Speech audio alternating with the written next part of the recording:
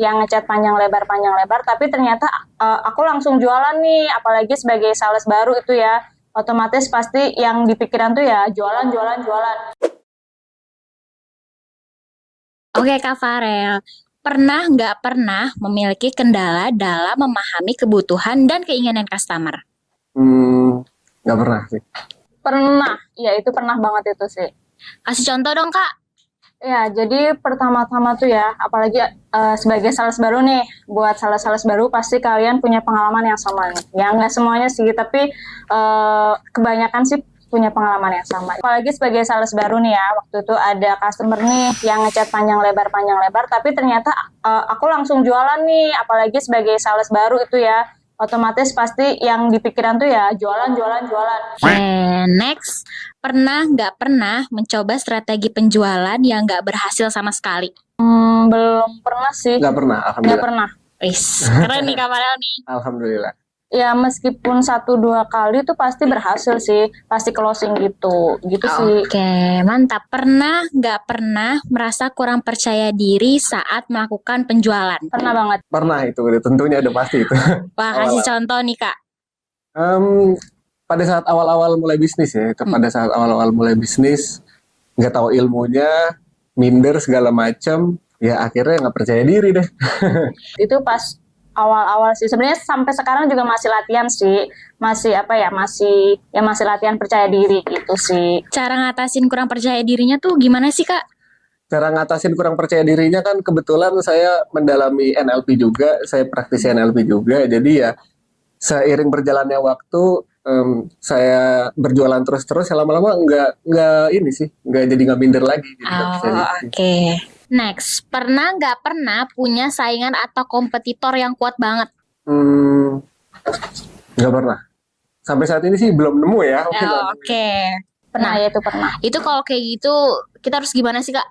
Kalau menurut aku sih itu pinter-pinteran kita buat cari strategi baru sih Kak gitu. Jadi kalau misalkan kompetitor punya strategi A nih, ya kita juga harus punya opsi pilihan lain buat strategi baru yang lebih powerful sih gitu sih Kak. Kalau misalkan nanti seperjalanan bisnis nih Kak, punya kompetitor yang kuat banget, itu tuh gimana sih menurut Kakak?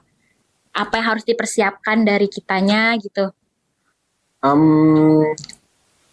Kalau menurut saya pastinya awalnya sih riset pasar ya, riset pasar dulu tuh. Kita nyari tahu apa kelemahan dari kompetitor, apa kelebihan dari kompetitor tersebut dan lain-lain sih. Oke.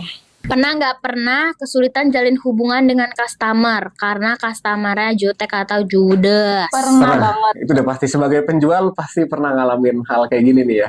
Mungkin sampai sekarang juga masih ada sih customer-customer yang seperti itu, dan lebih ke apa sih ya, lebih ke deketin aja terus tapi tetap follow up aja gitu, dan nggak boleh spam juga karena mereka kan juga pasti punya kehidupan gitu ya, maksudnya ya jangan diganggu terus-terusan sih gitu sih Kak. Paling parah tuh dijutekin atau dijudisin tuh kayak gimana Kak?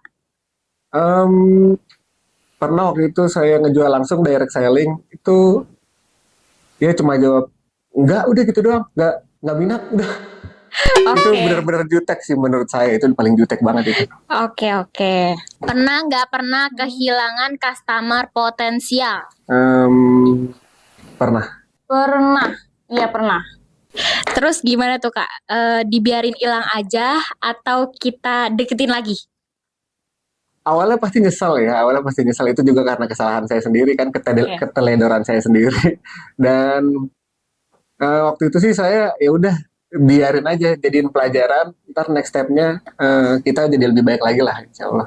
Jadi tuh waktu itu aku tuh dapet si customer potensial ini tuh gara-gara aku juga tetap follow up gitu Kak. Jadi nggak cuma waktu aku jualan aja, tapi kayak kehidupan sehari-hari juga aku ikutin gitu. Kayak misalkan kakaknya itu, misalkan customer aku bikin story gitu ya Kak ya, terus aku reply gitu kayak oh ya kakak lagi di mana dan lain sebagainya. Nah tapi karena aku juga kan banyak customer gitu ya Kak ya, nah otomatis ya jarang buat balesin chat gitu loh Kak, maksudnya jarang jarang buat nge-reply lagi secara pribadi gitu Kak. Jadi ya secara nggak langsung itu udah agak intensitasnya udah agak menurun sih Kak, gitu sih. Apa sih penyebab customer potensialmu hilang? Customer potensial itu bisa menjadi hilang adalah yang pertama, bisa jadi karena ketika kamu menjalankan pekerjaan kamu kepada mereka, kamu tidak bisa memuaskan produk atau kebutuhan mereka. Jadi wajar mereka jadi hilang.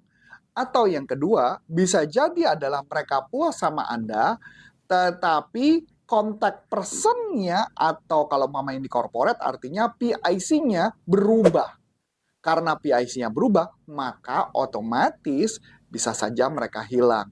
Nah, jadi pertanyaannya adalah apa yang harus Anda lakukan dengan customer potential jika hilang? Kalau itu berkaitan dengan service yang Anda kurang baik, maka yang akan saya lakukan adalah saya akan datang kepada customer tersebut, kemudian tanya apa penyebabnya yang menyebabkan kenapa dia tidak belanja lagi sama kita, dan kita perbaiki.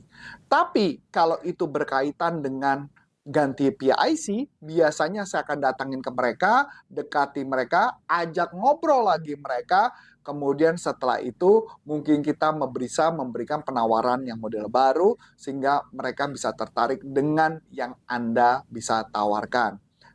Semoga bisa menjawab.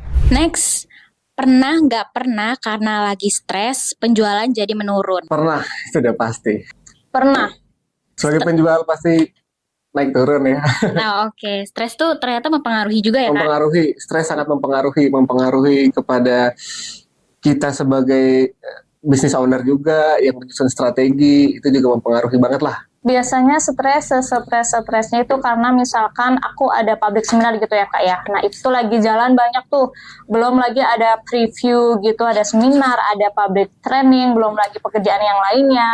Dan nggak cuma masalah kerjaan aja sih Kak gitu. Jadi ketika ada masalah pribadi, apalagi masalah pekerjaan juga itu kumpul jadi satu, itu cukup stres juga sih Kak. Tapi tetap ya teman-teman semuanya harus membedakan antara masalah pribadi dan juga pekerjaan gitu. Performanmu turun karena berkaitan dengan stres. Ada satu tips yang saya suka banget dari Zig Ziglar. Zig Ziglar mengatakan setiap orang boleh saja stres, tapi harus ada batasnya. Caranya gimana? Ketika Anda stres, yang harus Anda lakukan, Anda bicarakan kepada diri Anda bahwa Anda mau stres sampai kapan. Misalnya contoh, saya mau stres selama 1 jam, saya mau stres selama 3 jam, saya mau mager selama 6 jam, silahkan. Nah, biasanya setelah Anda batasi, maka Anda habis itu moodnya lebih baik.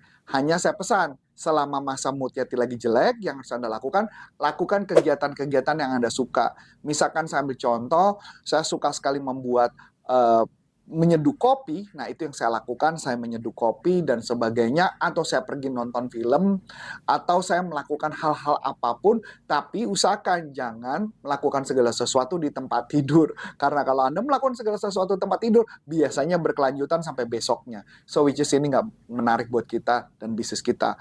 Mau kabur dulu beberapa jam sambil makan, ngomel, atau apapun, silakan. Karena namanya orang stres normal. Tidak ada orang stres yang tidak normal. Jadi, cara Zig Ziglar semoga bisa digunakan buat Anda. Pernah nggak pernah menyalahkan faktor eksternal ketika omset turun? Pernah, itu sebagai manusia pernah banget sih itu sih. Pernah nyalahin tim, nyalahin partner bisnis juga pernah. Bahkan yang lebih parah lagi nyalahin Tuhan, itu tuh parah banget. Itu jangan sampai diikutin. Itu pada waktu itu saya belum mengerti ya, namanya juga masih belajar. Tapi alhamdulillahnya sampai saat ini udah bisa memahami diri sendiri lah. Bisa sudah sadar gitu kalau semuanya itu sebenarnya salah kita sendiri gitu sih. Kayak misalkan nih tanggal tua gitu, wah pasti ini gara-gara belum gajian nih, atau mungkin wah ini gara-gara trainer yang ini nih makanya ada public seminar yang nggak jalan, atau misalkan ada apa lagi ya banyak sih Kak, kayak misalkan wah ini gara-gara si B-nya kelamaan nih, atau mungkin meetingnya terlalu lama jadinya yang nggak closing, atau yang ya banyak faktor sih Kak gitu. Yang menyebabkan kenapa kita sering tidak bertumbuh, karena kita sering banget sekali menyalahkan faktor-faktor eksternal di luar kita yang menyebabkan kita gagal. Padahal kenapa nggak kita introspeksi diri? Sebenarnya penyebab kenapa customer hilang, coba kita introspeksi diri dulu apa yang bisa kita perbaiki. Stop untuk menyalahkan orang lain, coba lihat dalam diri Anda. Apakah cara berbicara Anda, cara menyampaikan Anda, cara servis, dan sebagainya. Bisa saja yang harus Anda lakukan adalah, saya sangat menyarankan kita melakukan riset kepada customer kita yang hilang, kemudian tanya apa penyebabnya, dan kita perbaiki di sana, sehingga kita bisa membuat diri kita menjadi lebih baik. Semoga menjawab. Pernah nggak pernah dapat kritikan pedes dari customer? Pernah, itu udah pasti pernah. Kritikan paling pedes tuh apa tuh, Kak? Makanan yang nggak enak. Oh, Misalnya saya oke. jual makanan juga kan, saya jualan Oh, makanan. Iya. itu langsung depan Kak Farel apa gimana tuh, Kak? Enggak, itu dari WhatsApp. Oh, oke. Iya, WhatsApp. Kebetulan ke admin.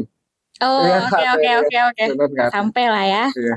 Oke, ini lebih ke pernah dikritik tapi bukan yang pedes-pedes banget gitu Kak. Pedesnya masih yang level 1 kalau ini. Gitu sih Kak. Apa tuh? Dikritik apa tuh, Kak? Sebenarnya bukan dikritik ya Kak ya, lebih ke mungkin akunya kelupaan buat reminder gitu, reminder buat join Zoom atau reminder kirim link gitu-gitu sih Kak. Dan itu juga termasuk jarang banget sih. Jadi itu kritiknya paling cuma sekali 2 kali sih Kak. Itu aja sih Kak gitu. Nah, oke.